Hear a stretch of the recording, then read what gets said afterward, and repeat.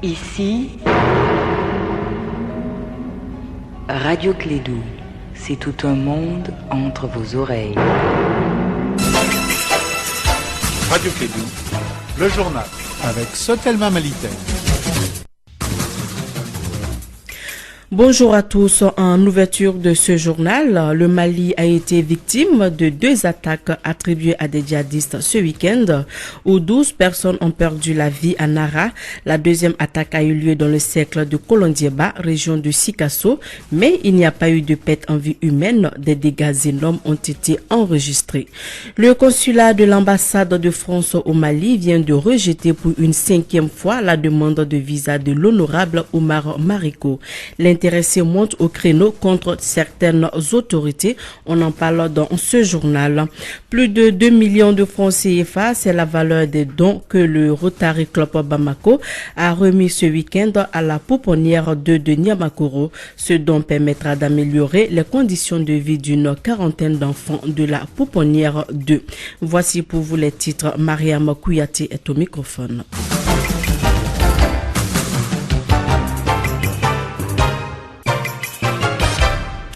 2 attaques attribuées à des djihadistes ce week-end dans notre pays. La première qui s'est passée à Nara a fait 9 morts du côté des assaillants et 3 morts du côté de l'armée malienne. La deuxième attaque a eu lieu hier à Fakola, localité située dans le cercle de Kolondiéba, région de Sikasso. Les bandits armés ont fait des dégâts énormes, mais il n'y a pas eu de perte en vie humaine. Selon le député de Kolondiéba, ces attaques ne doivent pas mettre en cause la sincérité des acteurs de la CEMA qui ont signé l'accord pour la paix il y a une semaine à Bamako. Omar Mariko est au micro de Kassim Traoré. Il y a beaucoup d'interprétations de l'accord. Cela peut être un facteur. Des gens qui veulent qu'il soit pris en compte, qui pensent déjà que ces accords-là sont des accords qui sont contre leurs intérêts et qui favorisent que le Mali n'a de respect que pour ceux qui prennent des armes. Parce que dans tout le pays entier, ce qui est constatable, c'est que l'État joue dans la plus grande injustice. Ça peut être aussi au sein des mouvements des gens qui ne sont pas d'accord avec cette situation. Ça peut être des gens qui sont retournés contre le comportement des agents de l'État de façon générale face aux citoyens. Ça peut être aussi, c'est lié, ça peut être sociologique. Mais pour l'instant, je dis simplement que les éléments qui ont signé les accords ne sont pas en disposition aujourd'hui d'ouvrir le feu d'autres fronts. Donc ça ne peut pas être. J'ai toujours fait confiance à ce qu'ils me disent. J'ai toujours fait confiance, contrairement aux gens autres. J'ai fait confiance à ce qu'ils m'ont dit parce qu'ils ont pris des dispositions, ils ont tenu des propos devant moi et ils ont respecté. Parlons toujours de la situation du pays. Malgré ses 2211 combattants, le Front populaire de l'Azawad n'a pas encore signé l'accord pour la paix et la réconciliation au Mali. Son secrétaire général veut toujours rester dans la dynamique de la paix, mais ne se sent pas concerné par l'accord signé car son mouvement n'a pas apposé sa signature. Le FPA et ses combattants sont surtout dans les localités de la région de Gao.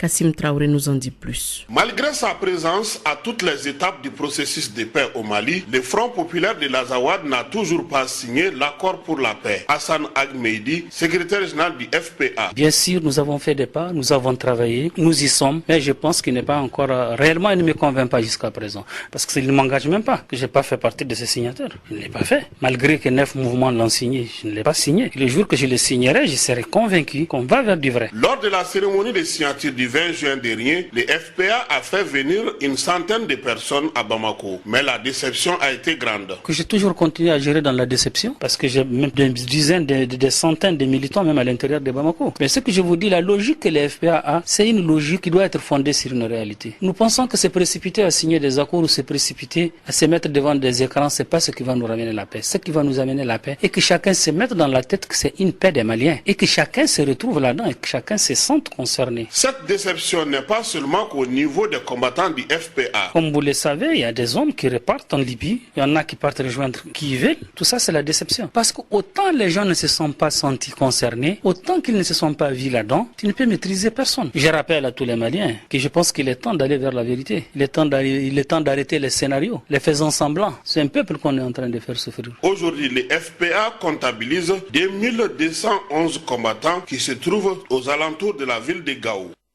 Soutenir les actions et les initiatives du président de la République pour un Mali nouveau, c'est la tâche prioritaire que s'est fixée l'association Horoyan du Mali.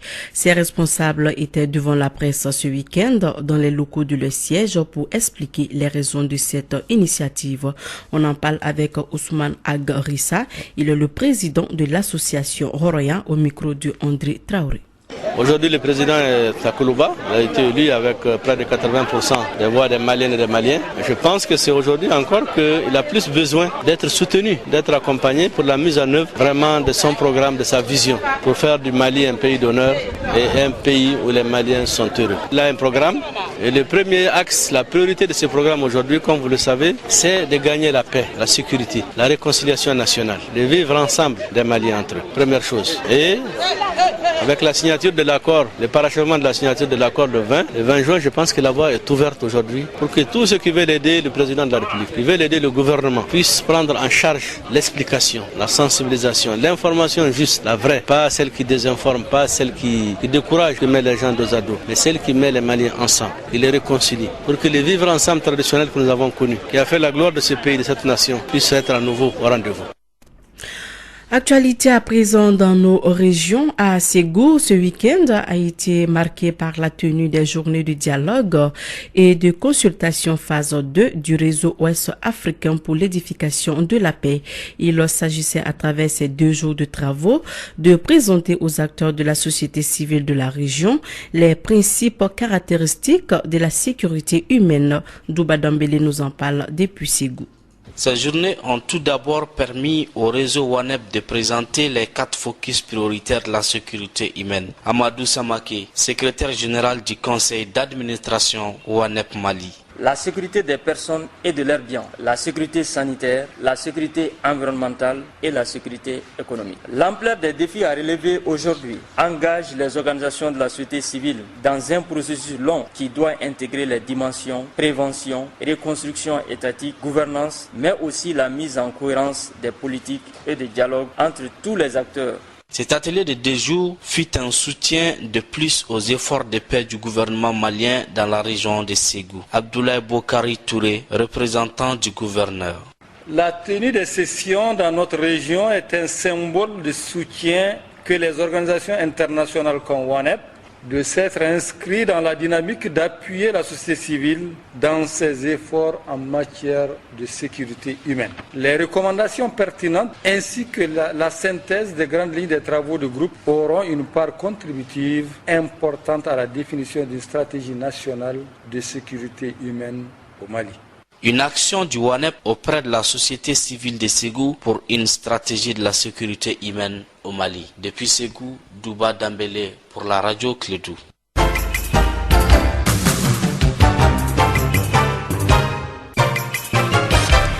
Voilà, je vous le disais en titre tout à l'heure, c'est la 5e fois que la demande de visa de l'honorable Oumar Mariko a été rejetée par le consulat de l'ambassade de France au Mali. L'intéressé monte donc au créneau contre le président de l'Assemblée nationale, le ministre des Affaires étrangères du Mali et l'ambassade de France au Mali. On en sait plus dans ce reportage. Le député Oumar Mariko devrait répondre à une invitation en France, mais sa demande de visa a été rejetée à travers une lettre de l'ambassade de France au Mali. Oumar Mariko. La lettre de l'ambassadeur de France dit que j'ai demandé un visa et qu'il souhaiterait que le ministère des Affaires étrangères donne des informations sur mon statut juridique. Donc il souhaiterait que le ministère des Affaires étrangères éclaire leur lanterne, d'autant plus qu'ils m'ont entendu dire que je suis l'objet de poursuites judiciaires. C'est ce que l'ambassadeur de France écrit au ministre des Affaires étrangères de la République du Mali. Cette lettre, doublée de celle du ministre des Affaires étrangères, a été remise au député Oumar Mariko par l'Assemblée nationale. Le président de l'Assemblée nationale a tenu des propos des plus malheureux, des plus indignes d'un chef d'institution, Isaac Sidibé. Son acte n'est pas moins indigne que l'acte du ministre des Affaires étrangères, M. Diop. Et à mon avis, c'est de la forfaiture et de l'indignité des deux côtés. Parce que je ne peux pas comprendre qu'une petite ambassade en arrive à imposer à un ministère des Affaires étrangères de souveraineté et que ce ministère des Affaires étrangères se transforme en interface entre une ambassade et une institution aussi noble que l'Assemblée nationale. Non seulement la France ne donne pas de visa à l'honorable Oumar Mariko, mais les pays occidentaux aussi, y compris les États-Unis. Mais ce que l'ambassadeur de France ne dit pas, il a dit devant un ambassadeur en présence du secrétaire aux relations extérieures du parti Sadi, il a dit que tant qu'il sera ambassadeur au Mali, il ne donnera pas de visa à Oumar Mariko parce qu'Oumar Mariko insulte son pays. Mais il n'a rien compris. Oumar Mariko n'insulte pas son pays. Oumar Mariko critique la politique française en Afrique. Je la critique aujourd'hui, je la critiquerai demain. Tant qu'elle ne changera pas et que je vis, je ne serai pas d'accord avec la politique de soumission coloniale que la France veut nous faire à la République du Mali, comme elle est en train de faire dans beaucoup de pays africains. Mardi prochain, l'honorable Oumar Mariko va faire une nouvelle demande de visa car le député européen français Mélenchon l'a invité. Parlons tout autre chose. Près de 100 Maliens expulsés du Gabon. Officiellement, ils sont accusés par les autorités gabonaises d'être des sans-papiers. Nos compatriotes qui sont arrivés à Bamako le samedi dernier reviennent au pays choqués, les mains vides et très remontés contre les autorités maliennes. Mahamadou Kane les a rencontrés. Mon argent c'était 870 000. Ils ont pris mon argent 870 000. Sekou vivait au Gabon depuis 2009. Il avoue avoir été victime d'un braquage de la part de la police gabonaise et donc injustement expulsé. Au tribunal, j'ai dit, mais je suis dans vos pays là. Je suis venu me plaindre ici, là, je suis une victime de braquage. À vos agents. Maintenant, je suis dans vos pays, je me suis retrouvé sans papier. Maintenant, je vais vivre dans vos pays là comment? C'est là, ils m'ont fait les dégradations de paix de pièces. Je suis parti au commissariat de Kembo. Mais c'est ce que je demande mon argent. Parce que c'est un pauvre. Donc, je veux que vraiment le dirigeant malien a fait tout possible pour que je leur rende mon argent. Arrêtés, emprisonnés, puis rapatriés, les 89 Maliens qui reviennent au pays ont vécu le cauchemar en terre gabonaise. Kambé et Moussa expliquent. On a fait 3 jours là-bas là. On ne mange pas, on ne boit pas les lots, on ne trouve pas rien là-bas là. Quand on était arrêté, on a fait. Il y a certains gens qui ont fait une semaine, d'autres ont fait 3 jours, d'autres ont fait 6 mois en prison. Il n'y a aucun représentant malien, quel qu'en soit ambassade, quel qu'en soit consulat, aucun représentant. On n'a pas vu ça. Les autorités maliennes bottent en touche. Salih Traoré est le conseiller technique du ministère des Maliens de l'extérieur. Quand vous partez dans un pays, c'est ce qu'on conseille aux Maliens de l'extérieur toujours, d'être en règle avec, comme on appelle la loi et les règlements de pays d'accueil. Sinon, vous verrez qu'il y a des Maliens qui sont restés, qui n'ont pas été arrêtés et qui n'ont pas été inquiétés. De Libreville au Gabon, à Calaban au Nigeria, en passant par Cotonou au Bénin, les Maliens expulsés du Gabon ont passé une semaine entre mer et terre ferme à bord d'un bateau et des cars pour rejoindre le Mali. Voilà, plus de 2 millions de francs CFA, c'est la valeur d'un don que Rotary Club Bamako a remis ce week-end à la pouponnière de Niamakoro. Un don composé de lait pour enfants, de la farine enrichie, des bonbons et des couches pour bébés, entre autres. Ce don permettra d'améliorer les conditions de vie d'une quarantaine d'enfants de la pouponnière 2. À présent, nous allons parler de l'actualité internationale avec Aruna Ba qui est avec nous sur ce plateau. Aruna, bonjour. Bonjour, Marianne Kouyati. Alors, que peut-on retenir de l'actualité à l'étranger? Nous parlons des élections au Burundi malgré les mises en garde et les appels de la communauté internationale qui craint que la situation ne dégénère. Le Burundi organise aujourd'hui des élections législatives et communales sans l'opposition qui a décidé de les boycotter. Ce sont donc des scrutins sans grande surprise qui se profilent. Le taux de participation sera au centre de toutes les attentions. Les bureaux de vote ont ouvert ce matin. Quelques 3,8 millions d'électeurs sont appelés aux urnes pour des scrutins très controversés et qui se déroulent dans un climat très tendu émaillé de violences. Également, les Béninois étaient aussi appelés aux urnes hier pour des élections municipales, communales et locales, des élections qui ont finalement eu lieu avec 2 ans de retard. L'affluence a été très faible et ce double scrutin a entraîné quelques problèmes. Au sud du Bénin, à Cotonou et à Porte-Nouveau en particulier, la pluie abondante a dissuadé de nombreux électeurs de sortir de chez eux. D'ailleurs, plusieurs personnalités politiques ont regretté la tenue du scrutin en pleine saison des pluies.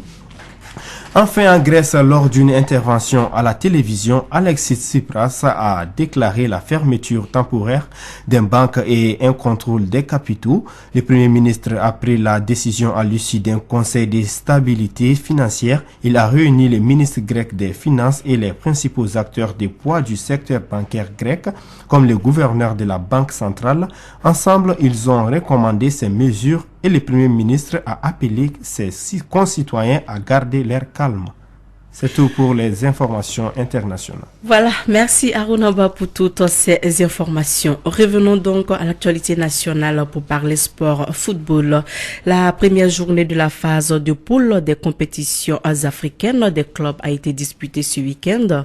Notre représentant, le Stade malien, s'est donc incliné face à l'Étoile du Sahel. Par ailleurs, les Aigles basketteuses ont pris une sérieuse option pour la qualification des Jeux africains 2015 grâce à leur succès sur la Guinée-Conakry hier au Palais des Sports. Sekou Okone nous en dit plus. Le Stade malien de Bamako n'a pas reçu son entrée en matière à la Coupe de la Confédération Orange 2015. Opposé aux Tunisiens de l'Étoile sportive du Sahel au compte de la première journée, les Blancs de Bamako se sont inclinés 1-0 et ont terminé la partie à 10 suite à l'expulsion de Idrissa Traoré Essien à 10 minutes de la fin. Pour le compte de la deuxième journée, le Stade reçoit ici à Bamako Al-Ali d'Égypte, vainqueur 3-0 sur les Tunisiens de l'Espérance. Toujours en football, ici au plan national, les huitièmes de finale de la 55e édition de la Coupe du Mali ont été disputés ce week-end. Le samedi, l'AS Real de Bamako a pris les meilleurs 3-1 sur l'AS Alanson de Koutchala. L'AS Bakarijan de Barawili a éliminé les FC Gaussou de la commune 4 1-0. À Koulikoro, le CS Doukoulonvla a assuré le service minimum 1-0 devant les Mamaïra AC de Kati après 120 minutes. À Ségou, l'AS Pelengana s'est incliné 2-0 face à l'AS Nana de Koulikoro. Ce dimanche au stade Modibo Keïta, l'USFAS a surclassé les FC Saint-Barthélemy de Ségou 5-2. En seconde ère, l'ASB a battu de justesse l'AS Bouroumassa de Kati 1-0. La dernière rencontre de ce huitième de finale est prévue le mercredi 8 juillet prochain entre le stade malien de Bamako et l'AS Vieux-Bois de Bourem. Enfin, basketball. Comptant pour les éliminatoires combinés Afro-Basket féminin et Jeux africains 2015, ce dimanche, les Aigles basketteuses se sont largement imposées face à la Guinée-Conakry 108-30. La rencontre s'est disputée au Palais des Sports de Bamako. La manche retour est prévue pour ce lundi à 17h dans la même salle du Palais des Sports. Bonne chance au Mali. Voilà, merci Sekou pour toutes ces informations. C'est donc la fin de ce journal qui vous a été présenté par Mariam Kouyaté et Arunaba. La mise en onde a été assurée par Fatou Fall.